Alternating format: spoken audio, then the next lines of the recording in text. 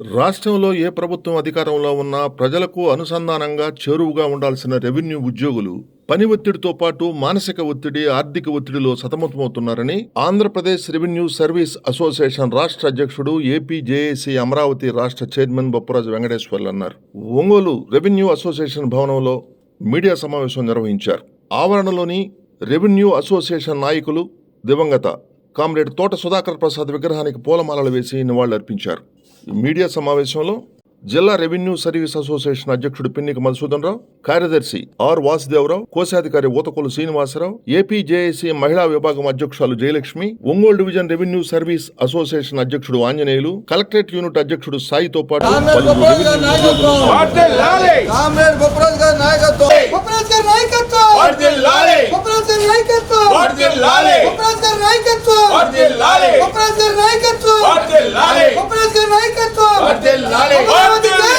Revenue ఉద్యోగుల ఐక్యత, revenue ఉద్యోగుల ఐక్యత, రెవెన్యూ ఉద్యోగుల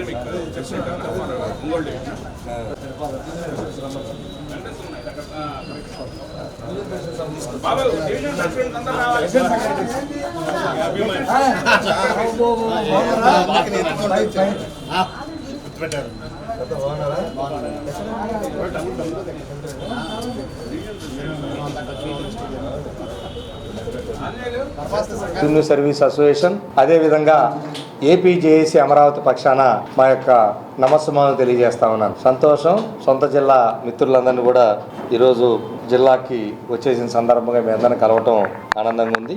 ముందుగా నూతనంగా ఆంధ్రప్రదేశ్ రెవెన్యూ సర్వీస్ అసోసియేషన్ ప్రకాశం జిల్లా శాఖ అధ్యక్షులుగా మధు గారు, అదేవిధంగా కార్యదర్శిగా వాసు గారి నాయకత్వంలో నూతనంగా ఏర్పడినటువంటి జిల్లా కార్యవర్గానికి అందరికీ ఆంధ్రప్రదేశ్ రెవెన్యూ సర్వీస్ అసోసియేషన్ పక్షాన, రాష్ట్ర సంఘ పక్షాన వారికి శుభాకాంక్షలు తెలియజేస్తూ ఉన్నాం.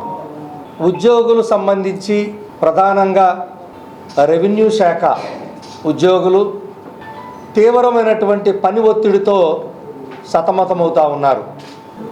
ఏ ప్రభుత్వాలు ఉన్నా రెవెన్యూ శాఖ ప్రజలకి అతి చేరువైనటువంటి శాఖ, ప్రజలకి నిత్యం అనుసంధానంగా ఉండాల్సినటువంటి రెవెన్యూ శాఖ మీద ప్రభుత్వం ప్రాధాన్యతమైనటువంటి కార్యక్రమాలు ఏదైతే పెడుతుందో వాటితో ఏ ప్రభుత్వంలో ఉన్నా మాకు తీవ్రమైనటువంటి పని ఒత్తిడి మాత్రం తప్పటం లేదు. ఒకవైపు రెవెన్యూ సదస్సులు, ఆ రెవెన్యూ సదస్సుల ద్వారా వచ్చేసినటువంటి అనేక రిప్రజెంటేషన్స్ కానివ్వండి, గ్రీవెన్సెస్ కానివ్వండి, అలాగే రీసర్వే ద్వారా వచ్చినటువంటి వినతులు కానివ్వండి, వాటి పరిష్కారం కానివ్వండి, లేదా ఫ్రీ హోల్డ్స్ ఏదైతే అసైన్మెంట్లో ఉన్నటువంటి వాటిని ఫ్రీ హోల్డ్ చేయాలనుకున్నారో వాటి విషయంలో వచ్చినటువంటి వినతులు కానివ్వండి, ఇవన్నీ గత ప్రభుత్వంలో హయాంలో ఏదైతే తీవ్రమైనటువంటి ఒత్తిడి పెట్టి, టార్గెట్లు పెట్టి రెవెన్యూ శాఖ చేత పని చేయించారో ఆ చేయించే క్రమంలోనే ఆనాటి ప్రభుత్వం దృష్టికి కూడా చాలా స్పష్టంగా తీసుకెళ్ళాం. అయ్యా, టైం ఇవ్వకుండా, తగినంత సమయం ఇవ్వకుండా మీరు ఒత్తిడి చేస్తున్నారు, దీనివల్ల అక్కడక్కడ తప్పులు జరిగే ప్రమాదం కూడా ఉంది అనేటువంటి విషయాన్ని చెప్పినప్పటికీ కూడా ఎవరు కూడా ఆ రోజు ఆ యొక్క మాటలను తీసుకునే పరిస్థితి లేదు.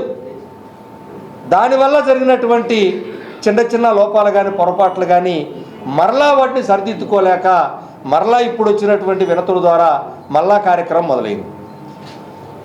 సరే, ఎంత పని ఒత్తిడైనా భరించే శక్తి, భరించే అలవాటు, ఏ శాఖ పని చేయకపోయినా ఆ శాఖ పనులు సంబంధిత జిల్లా కలెక్టర్ గారు మాకు అప్పచెప్పినట్టు చేసేదానికి మేము సిద్ధమే. కానీ దానికి సరిపడ సిబ్బంది, సరిపడ మౌలిక సదుపాయాలు, ప్రధానమైనటువంటి నిధులు ప్రభుత్వం నుంచి వస్తున్నాయా? ఇది ప్రశ్న. దీనికి సంబంధించి మాకు పడుతున్నటువంటి ఇబ్బందులు కానివ్వండి, ఒత్తిడి కానివ్వండి, లేదా ఆర్థికపరమైనటువంటి ఒత్తిడులు కానివ్వండి, ఇటు మానసిక ఒత్తిడైనా ఆర్థికపరమైన ఒత్తిడైనా వీటన్నిటిని చర్చించుకునేదానికి 4వ తారీఖున, ఫిబ్రవరి 4వ తారీఖున రాష్ట్ర కార్యవర్గ సమావేశాన్ని 26 జిల్లాల నుంచి హాజరవుతున్నారు. ఆ కార్యవర్గ సమావేశంలో తీవ్రంగా ఈ అంశాల మీద చర్చించుకున్న తర్వాత మరి ప్రభుత్వానికి మేము ఏమి చెప్పదలుచుకున్నామో ఆ రోజు నిర్ణయాలు తీసుకొని ప్రభుత్వం దృష్టికి తీసుకెళ్ళదలుచుకున్నాం. అందులో ప్రధానంగా చర్చ అంతా కూడా మా మీద పని ఒత్తిడి, మానసిక ఒత్తిడితో పాటు మా మీద విపరీతంగా ఆర్థికపరమైనటువంటి ఒత్తిడి వస్తుంది. అంటే ఎక్కడా కూడా ఏ పద్దు కింద ₹1 బడ్జెట్ కూడా మాకు ఇవ్వకుండా పనులు చేయమని చెప్తున్నారు ప్రభుత్వం. దీని మీద చర్చ చేస్తానికి సిద్ధమవుతున్నాం. అదేవిధంగా 5వ తారీఖున మరుసటి రోజే ఫిబ్రవరి 5వ తారీఖున ఏపీజేఏసీ అమరావతి ఆవిర్భావ దినోత్సవం, 8వ ఆవిర్భావం. అంటే 8 సంవత్సరాలు పూర్తయి 9వ సంవత్సరంలోకి వస్తుంది ఏపీజేఏసీ అమరావతి ఏర్పడి. కాబట్టి ఆ రోజున ఏపీజేఏసీ అమరావతి రాష్ట్ర కార్యవర్గ సమావేశం కూడా జరుగుతుంది. 26 జిల్లాల నుంచి, అంటే 4-5 తారీఖులో 2 రోజులు కూడా, ఒకరోజు రెవెన్యూ సర్వీస్ అసోసియేషన్ రాష్ట్ర కార్యవర్గం, 5వ తారీఖున జేఏసీ అమరావతి రాష్ట్ర కార్యవర్గం జరుగుతుంది. అమరావతి జేఏసీ కార్యవర్గంలో ఏదైతే ఏపీజేఏసీ అమరావతి జిల్లా చైర్మన్లు, ప్రధాన కార్యదర్శులతో పాటు ఉమెన్ వింగ్ ఏదైతే ప్రతిష్టాత్మకంగా తయారు చేశాము 26 జిల్లాల నాయకత్వాన్ని, మహిళా విభాగం ఏపీజేఏసీ అమరావతి మహిళా విభాగం 26 జిల్లాల నాయకత్వం వాళ్ళు కూడా ఆ రోజు హాజరవుతారు. కాబట్టి ఆ 5వ తారీఖున ఉద్యోగులు, ఈ రాష్ట్రంలో పనిచేస్తున్నటువంటి లక్షలాది మంది ఉద్యోగులు, ఉపాధ్యాయులు, అదేవిధంగా విశ్రాంత అంటే పెన్షనర్లు, కాంట్రాక్ట్ అవుట్సోర్సింగ్ ఉద్యోగులు సమస్యలు మీద ప్రధానంగా చర్చ చేయబోతా ఉన్నాం. ప్రభుత్వం ఒకవైపు ఉద్యోగులకు సంబంధించి 20,000 కోట్ల పైచిలుకు బకాయి ఉందని గౌరవ ముఖ్యమంత్రి గారే అసెంబ్లీ సాక్షిగా ప్రకటించినటువంటి సందర్భంలో మరి మాకు రావాల్సినటువంటి బకాయిలు, అంటే చాలామంది యూట్యూబ్లో చూస్తూ ఉన్నారు, కొంతమంది ఏదో తెలుసో తెలియకో రకరకాలుగా మా సంఘాలని, సంఘ నాయకుల్ని విమర్శిస్తూ మాట్లాడుతున్నారు.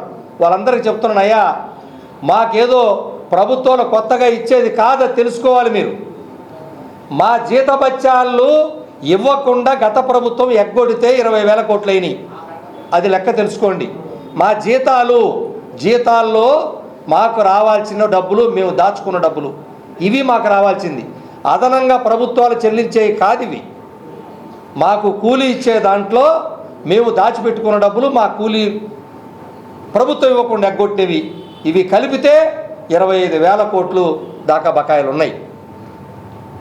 మాకు ఇందులో ప్రధానంగా మాకు రావాల్సిన బకాయిలు ఇప్పుడే ప్రభుత్వం మొన్న ఒక 550 కోట్ల వరకు, అలాగే పోలీసు సోదరులకి మరి సరెండర్ లీవుల కింద ఒక 240 కోట్లు, దాదాపు ఒక 1000 కోట్ల వరకు మొన్న మొదలుపెట్టారు, ప్రారంభం, సంతోషం. అయితే ఇక్కడ బకాయిలు సంబంధించి మేము ప్రధానంగా ఎవరైతే పదవి విరమణ రిటైర్ అయ్యి ఉన్నారో వాళ్ళకు రావాల్సినటువంటి బకాయిలు మొత్తం డిఏరియర్స్ కానివ్వండి, పిఏరియర్స్ కానివ్వండి, సరెండర్ లీవులు కానివ్వండి, ఎన్కాష్మెంట్లు కానివ్వండి, ఏదైనా సరే వాళ్ళకు రావాల్సినటువంటి విషయాలన్నీ కూడా తక్షణం ఇవ్వాలని చెప్పినటువంటిది ఇప్పటికే ప్రభుత్వం దృష్టికి తీసుకెళ్ళున్నాం. అలాగే ఉద్యోగులు బాగా తీవ్రంగా నిరాశలో ఉంది, బాధతో ఉన్న అంశం పిఆర్సి కమిషన్ నియామకం. మరి ప్రభుత్వం ఎందుకు తాత్సారం చేస్తుందో నాకైతే తెలియదు. గత ప్రభుత్వ హయాంలో పిఆర్సీ కమిషన్ నియమిస్తే ఆ పిఆర్సీ కమిషనర్ రాజీనామా చేసి వెళ్ళిపోయాడు. ఈ ప్రభుత్వం వచ్చి 7 మాసాలు 8 మాసాలు అవుతున్నా ఆయన స్థానంలో కొత్త కమిషన్ ఎందుకు నియమించలేదు అనేది ఉద్యోగ వర్గాల్లో విపరీతమైనటువంటి చర్చ నడుస్తుంది. అక్కడ మీకు డబ్బులు చెల్లించేదేం కాదు కదా. మేము ఇప్పటికే 2023 జూలై నుంచి మాకు కొత్త పిఆర్సీ రావాలి. కొత్త పిఆర్సీ అంటే మేమేదో రాసుకునేది కాదు, అది ప్రభుత్వమే బయట అమ్మే సరుకులు కాస్ట్ను బట్టి మాకు ఇస్తుంది. ఇక్కడేదో ఉద్యోగులంటే దోసుకుపోతున్నారనేటువంటి తప్పుడు అభిప్రాయాన్ని కొంతమంది సృష్టిస్తున్నారు. మేము అడిగితే ప్రభుత్వాలు ఎవరో, మేము కోరినంత ఎవరో, బయట ధరలను బట్టి మాకు ఎంత పే ఉండాలో చెప్తారు. అది పిఆర్సీ అంటే, అంతేగాని వేరే కాదు. సో ఆ ధరల సూచికను బట్టే మా జీతాలు పెంపుదల ఉంటుంది. ధరల సూచిక తక్కువ ఉంటే మాకు అంతే ఉంటుంది. అది ఎంత ఉంటే ఇది అంతే ఉంటుంది, ఎక్కువ ₹1 కూడా అవసరం లే. సో దీనికి మేము ఇప్పటికే దాదాపు సంవత్సరం పైచిలుకను కోల్పోయాం. 7-8 మాసాల నుంచి ఐఆర్ తీసుకోవాల్సిన వాళ్ళు ₹1 కూడా ఐఆర్ తీసుకోవట్లేదు. అంటే ఐఆర్ ఇవ్వాల్సి వస్తుందని ప్రభుత్వం ఏమన్నా పిఆర్సీ కమిషన్ నియమించలేదా అనేటువంటి ఒక అనుమానం ఈరోజు ఉద్యోగుల్లో కలుగుతుంది. దయచేసి దీన్ని తొలగించాల్సిన బాధ్యత తక్షణమే ప్రభుత్వం మీద ఉంది.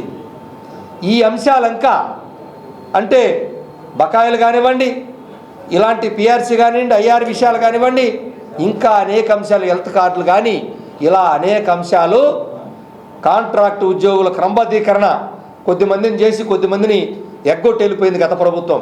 అన్ని ఇబ్బందులే. మా పిఆర్సీ రివర్స్ పిఆర్సీనే అనేక అంశాల్లో మాకు అన్నీ కూడా అన్యాయం జరిగింది గత హయాం అంతా కూడా.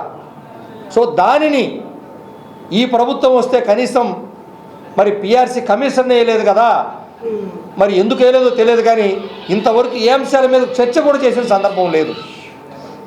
ఉద్యోగులు మేము కోరుకొని ఈ ప్రభుత్వం రావాలి కోరుకున్నటువంటి ఉద్యోగులు కోరుకున్నటువంటి ప్రభుత్వం అని విపరీతమైనటువంటి నమ్మకం ప్రభుత్వం మీద ఏర్పడి ఉంది. మరి ప్రభుత్వం నుంచి ఉద్యోగ సంఘ నాయకుల్ని ఈరోజు కూడా చర్చకు పిలిచి ఒక చర్చ కూడా మా అంశాలు ఇంకా మొదలు పెట్టలేదనే బాధ ఉద్యోగుల్లో కలుగుతూ ఉంది.